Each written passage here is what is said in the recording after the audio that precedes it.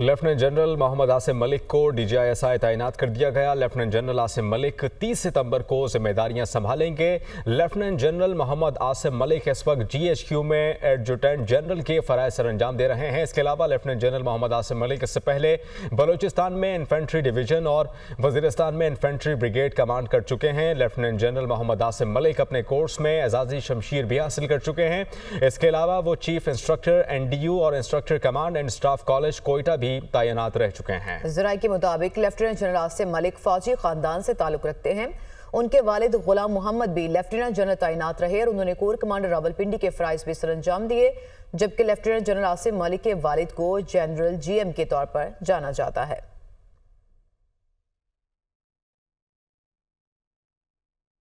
Election commission عام انتخابات میں اپنا کردار ادا کرنے میں ناکام رہا۔ انتخابی نشان نہ دینا سیاسی جماعت کے انتخابات لڑنے کی قانونی اور آئینی حق کو متاثر نہیں کرتا۔ تحریک انصاف قومی اسمبلی میں مخصوص نشستوں کی حقدار ہے۔ الیکشن کمیشن مخصوص نشستوں پر تحریک انصاف کے امیدواروں کو نوٹیفائی کرے۔ سپریم کورٹ نے مخصوص نشستوں سے متعلق کیس کا 70 صفحات پر مشتمل تفصیلی فیصلہ جاری کر دیا۔ تفصیلی فیصلہ جسٹس منصور علی شاہ نے تحریر کیا۔ پاکستان تحریک انصاف ایک سیاسی جماعت ہے۔ آئین یا قانون سیاسی جماعت کو انتخابات میں امیدوار کھڑے کرنے سے نہیں روکتا۔ تحریک انصاف نے 2024 کے عام انتخابات میں قومی اور صوبائی اسمبلیوں کی نشستیں جیتی یا حاصل کی ہیں۔ الیکشن کمیشن کا 1 مارچ کا فیصلہ آئین سے متصادم ہے۔ فیصلے میں کہا گیا کہ الیکشن میں بڑا سٹیک عوام کا ہوتا ہے۔ عوام کی خواہش اور جمہوریت کے لیے شفاف انتخابات ضروری ہیں۔ تفصیلی فیصلے میں پشاور ہائی کورٹ کے فیصلے کو بھی کالعدم قرار دیا گیا۔ سپریم کورٹ نے الیکشن رولز کی شق 94 کو غیر آئینی قرار دیتے ہوئے کالعدم قرار دے دیا۔ رول 94 آئین اور الیکشن ایکٹ 2017 سے متصادم ہے۔ سپریم کورٹ کے تفصیلی فیصلے میں یہ بھی کہا گیا ہے۔ چیف الیکشن کمشنر سکندر سلطان راجہ کی سربراہی میں مشاورتی اجلاس میں ممبران سیکریٹری لاونگ اور آئینی ماہرین شریک ہیں۔ مخصوص نشستوں سے متعلق اسپیکرز کے خطوط کا جائزہ لیا جائے گا۔ یہ خبر آپ کو دے رہے ہیں چیف الیکشن کمشنر سکندر سلطان راجہ کی سربراہی میں مشاورتی اجلاس اس وقت جاری ہے۔ ممبران سیکریٹری لاونگ اور آئینی ماہرین اس اجلاس میں شریک ہیں۔ مخصوص نشستوں سے متعلق اسپیکرز کے خطوط کا جائزہ لیا جائے گا۔ Supreme court practice and procedure committee کا اجلاس شام 4 بجے ہوگا۔ اجلاس کے ایجنڈے میں آرٹیکل 63A نظر ثانی درخواستوں کو سماعت کے لیے مقرر کرنا شامل ہے۔ آرٹیکل 63A کی تشریح کا اکثریتی فیصلہ جسٹس منیب اختر نے تحریر کیا تھا۔ اکثریتی فیصلے میں کہا گیا تھا کہ پارٹی پالیسی کے خلاف ڈالا گیا ووٹ شمار نہیں ہوگا۔ اجلاس میں مبینہ آڈیو لیکس کیس بھی شامل۔ مبینہ آڈیو لیکس کے خلاف سابق چیف جسٹس عمرتا بندیال کی سربراہی میں 5 رکنی بینچ نے حکم امتناع دیا تھا۔ مبینہ آڈیو لیکس کے خلاف کیس 1 سال سے زائد عرصے سے زیر التوا ہے۔ صدارتی آرڈیننس کے بعد جسٹس امین الدین خان 3 رکنی کمیٹی کا حصہ بنایا گیا تھا۔ چیف جسٹس پاکستان قاضی فائز عیسیٰ اور سینئر ترین جج جسٹس منصور علی شاہ بھی کمیٹی کے ممبر ہیں۔ آگے بڑھیں گے۔ بانی PTI اور بشرا بی بی کے خلاف FIA کا توشہ خانہ 2 سپلیمنٹری چالان سامنے آ گیا۔ FIA چالان کے مطابق بانی PTI اور بشرا بی بی کے خلاف ٹھوس ثبوت موجود ہیں۔ شواہد سے واضح ہوا کہ بانی PTI اور بشرا بی بی مس کنڈکٹ کے مرتکب قرار پائے ہیں۔ غیر قانونی ذرائع اور کرپشن سے بانی PTI اور بشرا بی بی نے مالی فوائد حاصل کیے۔ بانی PTI نے اپنی پوزیشن کا غلط استعمال کرتے ہوئے کم قیمت پر بلغاری سیٹ حاصل کیا۔ چینی صدر شی جن پنگ کا وزیراعظم شہباز شریف کی سالگرہ پر تہنیتی خط۔ آپ کی سالگرہ پر مبارکباد اور نیک تمناؤں کا اظہار کرتا ہوں۔ پاکستان اور چین کھٹن اور اچھے وقتوں کے اسٹریٹجک تعاون کے شراکت دار ہیں۔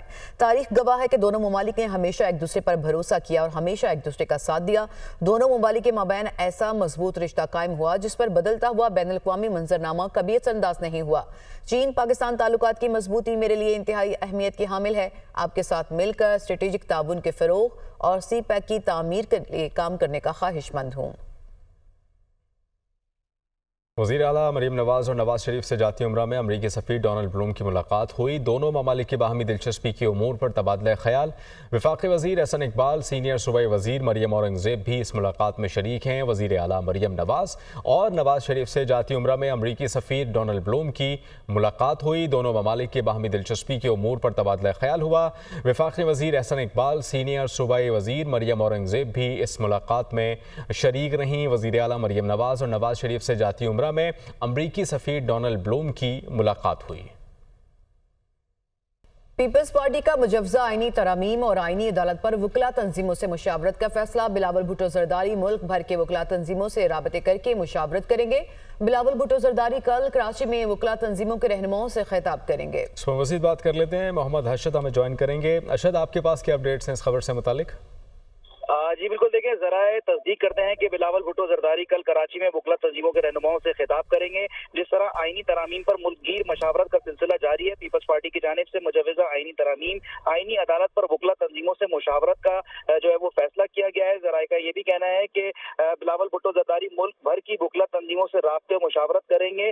ذرائع یہ بھی کہتے ہیں کہ Bilawal Bhutto Zardari Sindh high court bar کے وکلا کو مجوزہ آئینی ترامیم پر اعتماد میں لیں گے، اور اس ساری پریکٹس کی جو وجہ بنی ہے وہ یہ ہے کہ مجوزہ آئینی ترامیم کی بعض شقوں پر وکلا تنظیموں نے اعتراضات اٹھائے تھے، جس کے بعد پیپلز پارٹی کی جانب سے یہ فیصلہ کیا گیا ہے کہ وکلا سے جو ہے مجوزہ آئینی ترامیم پر مشاورت کی جائے گی۔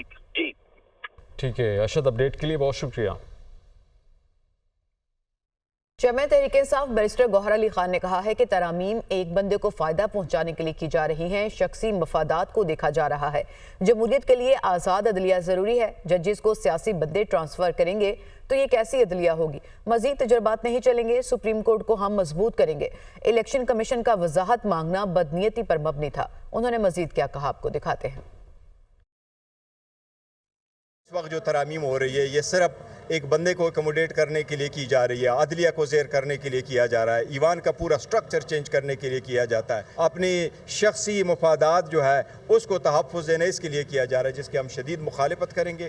کسی بھی ملک میں آزاد عدلیہ کا ہونا جمہوریت کے تحفظ کے لیے، اس کو چلانے کے لیے کہ جج کو اس کی مرضی کے بغیر آپ ٹرانسفر کریں۔ جج چیف جسٹس بننے کو آ جائے تو آپ اس کو دوسرے کورٹ میں ٹرانسفر کریں، وہ آپ کی مرضی کے فیصلے نہ دے۔ جو میں سمجھتا ہوں پاکستان میں مزید تجربات نہیں ہونے چاہیے، اسی سپریم کورٹ کو مضبوط کرنا ہے، اس کو انڈیپینڈنٹ کرنا ہے۔ وہ بدنیتی پر مبنی تھی الیکشن کمیشن کا ایکسپلینیشن، اسی میں شرائط ایسی لگائی جاتی ہے تاکہ ہم اس جلسے کو نہ کر سکیں، اس کے باوجود ہر جگہ پہ کنٹینر رکھے جاتے ہیں۔ پھر رائٹ آن ٹائم کون سا جلسہ ہوتا ہے جو آپ اس کو پروسیڈنگز کی طرح کہیں کہ ٹرن آف اور ٹائم ختم ہو گیا۔ یہ کوئی مووی شو نہیں ہے کہ 3 گھنٹے کے بعد آپ ٹرن آف کر دیں اور ختم اور لوگ نکلنا شروع ہو جائے۔ سابق وفاقی وزیر فواد چودھری نے کہا کہ آئینی ترمیم لانے کی کوشش خوفناک ہے۔ آئینی ترمیم پر وکلا اور سیاسی جماعتوں کو آگے بڑھنا ہوگا۔ ترمیم آ گئی تو آئین کو ناقابل تلافی نقصان پہنچے گا۔ یہ اسمبلیاں فارم 47 کی پیداوار ہیں، عوام کی نمائندگی نہیں کر رہی۔ آئینی ترمیم کے خلاف وکلا متحد ہیں۔ جسٹس منصور علی شاہ کا بطور چیف جسٹس نوٹیفیکیشن فوری جاری کیا جائے۔ وہ اسلام آباد ہائی کورٹ کے باہر میڈیا ٹاک کر رہے تھے۔ تو میں ابھی تک سمجھتا ہوں کہ یہ ایک جو کوشش ہے آئینی ترمیم لانے کی، یہ ایک خوفناک کوشش ہے پاکستان کے آئین کا بنیادی ڈھانچہ تباہ کرنے کی، اور اس کے اوپر وکیلوں کو اور اپوزیشن پارٹیز کو لازمی طور پہ اکٹھا ہو کے اس ضمن میں آگے بڑھنا ہوگا، اور اگر وہ جلدی آگے نہ بڑھے اور یہ اسکیم کامیاب ہو گئی تو پاکستان کے آئین کو ناقابل تلافی نقصان پہنچے گا۔ یہ اسمبلیاں تو فارم 47 کی پیداوار ہے، یہ اسمبلیاں پاکستان کے عوام کی نمائندگی نہیں کر رہی۔ ان اسمبلیوں سے تو آپ نے جلد یا بدیر آپ لوگوں نے باہر نکلنا ہے۔ جسٹس منصور علی شاہ کا نوٹیفیکیشن فوری طور کے اوپر ہونا چاہیے۔ اسپیکر پنجاب اسمبلی ملک احمد خان نے کہا ہے کہ ہر مسئلے کا حل مذاکرات میں ہے، تمام جماعتوں کے ایک پیش پر ہونے سے ہی مسائل حل ہوں گے۔ سیاسی جماعتیں ذاتی مفادات کی بجائے ملکی مفادات کو مد نظر رکھیں۔ سپریم کورٹ کے فیصلے سے فلور کراسنگ کا قانون سوالیہ نشان بن گیا۔ الیکشن کمیشن سیاسی جماعتوں کو ریگولیٹ کرتا ہے۔ Speaker Punjab assembly press conference میں اظہار خیال کر رہے تھے۔ ہمیشہ زندہ معاشروں میں بات چیت ہوتی ہے، اور بات چیت کے بعد ہی چیزیں کسی منطقی نتیجے پر پہنچتی ہیں۔ ایک سپریم کورٹ کا فیصلہ زیر بحث ہے، الیکشن کمیشن آف پاکستان یہ زیر بحث ہے، الیکشن کے متعلقہ قوانین ہیں جن کے تحت پولیٹیکل پارٹیز کو الیکشن کمیشن ریگولیٹ کرتی ہے۔ اپنے سیاسی خول سے باہر نکلیں۔ میری یہ درخواست حکومت سے بھی ہوگی، میری یہ درخواست اپوزیشن کے اراکین سے بھی ہوگی